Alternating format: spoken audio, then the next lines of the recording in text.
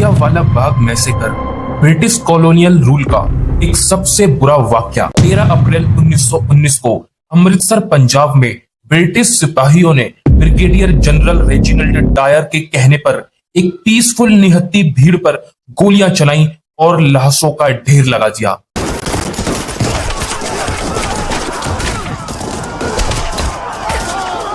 इसमें हजारों लोग मारे गए और हजारों ही लोग घायल हुए। इस इंसिडेंट ने पूरे देश में गुस्सा भड़का दिया और इंडियन इंडिपेंडेंस मूवमेंट को और तेजी मिली। मैसेकर ब्रिटिश राज की हार्श रियलिटी का सिंबल बन गया। Jallianwala Bagh massacre world war first के बाद के सोशियो पॉलिटिकल टेंशंस का रिजल्ट था। इंडिया ने वॉर में ब्रिटेन के लिए बहुत कंट्रीब्यूशन दिया था। 1 मिलियन से ज्यादा इंडियन सोल्जर्स ने अलग अलग जगह लड़ाई करी और देश के रिसोर्सेज भी यूज हुए। लेकिन वॉर के बाद इकोनॉमिक प्रॉब्लम्स आई, जैसे इन्फ्लेशन, हेवी टैक्सेस और 1918 का इन्फ्लुएंजा पेंडेमिक, जिसमें काफी लोग मारे गए।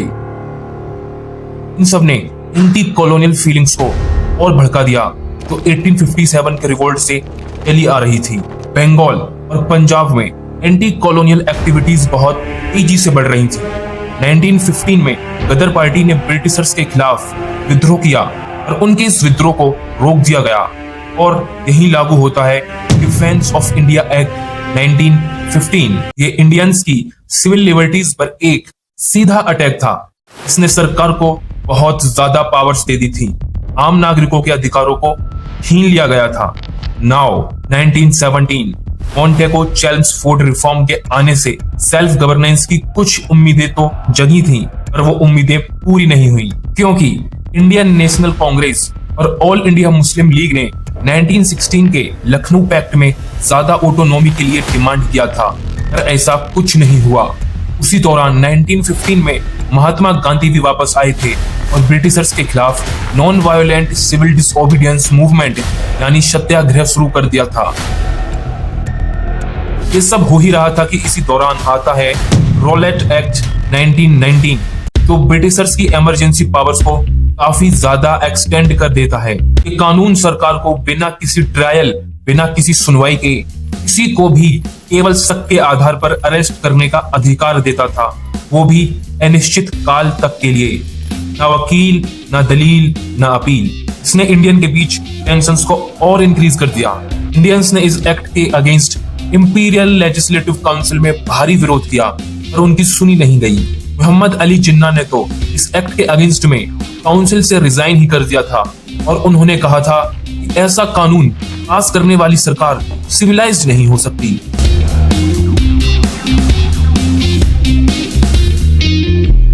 वहीं इंडियंस के बीच इस बात की नाराजगी थी कि हमने वर्ल्ड वॉर फर्स्ट में ब्रिटिशर्स की कितनी मदद करी, लेकिन उन्होंने हमें सिर्फ धोखा दिया। इसके अगेंस्ट देश भर में प्रोटेस्ट हो रहे थे। पंजाब में हालात बिगड़ रहे थे। वहां के लेफ्टिनेंट गवर्नर माइकल ओडार को लग रहा था कि कहीं 1857 जैसा रिवोल्ट ना हो जाए। अप्रैल 1919 आने तक पंजाब का माहौल काफी गर्म हो गया था। रेल, टेलीग्राफ, कम्युनिकेशन सभी डिसरप्शन होने से ब्रिटिशर्स की परेशानी और बढ़ गई थी। 10 अप्रैल 1919 अमृतसर में एक भीड़ ने डिप्टी कमिश्नर माइल्स इरविन के घर के बाहर प्रोटेस्ट किया।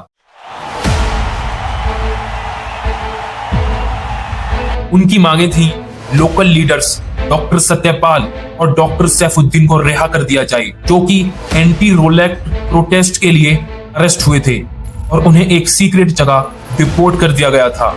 लेकिन इसी वक्त ब्रिटिश सिपाहियों ने प्रोटेस्टर्स पर गोलियां चला दी, जिसमें कई लोग मारे गए। निहत्थे प्रोटेस्टर्स पर गोली चलने से दंगे भड़क गए। चारों तरफ रियॉट शुरू हो गए। ब्रिटिश बैंक्स जलाए गए, टेलीग्राफ ऑफिसेज पर हमला हुआ और 5 ब्रिटिशर्स इंक्लूडिंग गवर्नमेंट ऑफिशियल्स मारे गए। इसी दौरान वो मिशनरी महिला मार्सिला शेरावुड वाली घटना हुई, उन पे भीड़ ने हमला कर दिया था और वहीं के लोकल शॉपकीपर्स ने उन्हें बचा भी लिया था। जवाब में 11 अप्रैल को अमृतसर में मार्शल लॉ लगा दिया गया। जनरल डायर, जो 11 अप्रैल को कमांड लेने आया था, मार्शिला शेरावुड पर हुए हमले से बहुत गुस्से में था। 19 अप्रैल को उसने क्रॉलिंग ऑर्डर इशू किया, जिसमें पूछा कुरीचान वही गली जहां मार्सिला पर हमला हुआ था, उस गली से गुजरने वाले सभी इंडियंस को अपने पेट के बल रेंगते हुए अपना फेस नीचे झुकाए हुए जाना पड़ेगा। उसने इसे जस्टिफाई करते हुए कहा, कुछ इंडियंस अपने देवताओं के सामने ऐसे लेटे हुए चलते हैं।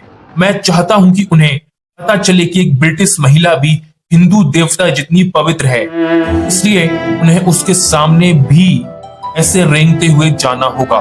तो अब माहौल में डर, गुस्सा, अपमान सब कुछ था। सभाओं पर पाबंदी थी, फिर भी 12 अप्रैल को एक मीटिंग हुई जिसमें अनाउंस किया गया कि 13 अप्रैल को शाम 4:30 बजे जलियांवाला बाग में प्रोटेस्ट होगा रोलेट एक्ट के खिलाफ। 13 अप्रैल को बैसाखी भी थी, सिखों का एक मेजर फेस्टिवल, जिसकी वजह से बहुत से लोग दर्शन करने अमृतसर के गोल्डन टेम्पल आए हुए थे। डायर ने सुबह ही कर्फ्यू और गैदरिंग्स पर बैन का अनाउंस करा दिया था, पर ये अनाउंसमेंट ठीक से नहीं हुआ था। सिर्फ कुछ एरियाज में एक मूविंग व्हीकल से बिना प्रॉपर पब्लिसिटी के बहुत से गांव वालों और तीर्थ यात्रियों को इस पाबंदी के बारे में पता ही नहीं चला था। जलियांवाला बाग एक 6-7 एकड़ का मैदान जो गोल्डन टेम्पल के पास में ही है। उसमें 5 नैरो एंट्रेंसेस हैं, पर उस दिन ज्यादातर एंट्रेंसेस ब्लॉक्ड थे। निकलने का केवल एक ही मेन एंट्रेंस था। दोपहर तक 10,000 से भी ज्यादा लोग जलियांवाला बाग में इकट्ठे हो गए थे। कुछ प्रोटेस्ट के लिए आए थे, कुछ बैसाखी सेलिब्रेट करने, कुछ तीर्थयात्री थे जो गोल्डन टेम्पल की विजिट के बाद रेस्ट करने के लिए जलियांवाला बाग में आकर रेस्ट करने लगे थे। ये एक पीसफुल गैदरिंग थी। बच्चे, बूढ़े, परिवार सब शांति से बैठकर ब्रिटिश पॉलिसीज के खिलाफ स्पीचेस सुन रहे थे। अराउंड 5:15 डायर 50 राइफलमैन और 2 आर्मर्ड व्हीकल्स जिनमें मशीन गन लगी थी उन्हें लेकर आया, पर बाग के गेट इतने छोटे थे कि व्हीकल्स अंदर नहीं जा सके। डायर ने अपने ट्रूप्स को मेन एंट्रेंसेस पर पोजीशन किया और बिना किसी वार्निंग के क्राउड के सबसे डेंस हिस्से पर फायरिंग का ऑर्डर दिया।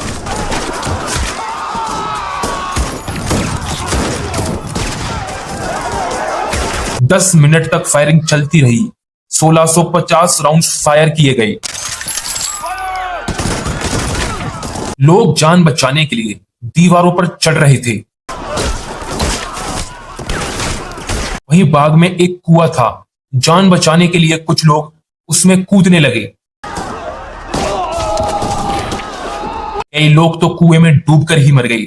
गोलियां चलती रहीं और तब रुकी जब उनका गोला बारूद ऑलमोस्ट खत्म हो गया था। बाद में डायर ने खुद हंटर कमेटी के सामने माना उसका मकसद भीड़ को डिस्पर्स करना नहीं था, वो उन्हें सबक सिखाना चाहता था ताकि लोग डर जाएं और दोबारा किसी रिवोल्ट की हिम्मत न करें। और क्रूरटी की हद तो तब हो गई, गोलीबारी के बाद वो अपने सैनिकों को लेकर चला गया।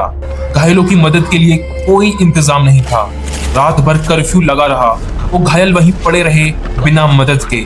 लोग तड़पते रहे। कर्फ्यू की वजह से उनके अपने भी उनकी मदद के लिए नहीं आ पाए। बहुत से लोग तो शायद बच सकते थे, वो रात भर में मर गए। तो ये थी जलियांवाला बाग की वो भयानक कहानी, कैसे एक शांतिपूर्ण जमावड़ा मिनटों में लाशों का ढेर बन गया। मिलते हैं आपसे नेक्स्ट वीडियो में। तब तक keep learning, keep exploring and keep signing.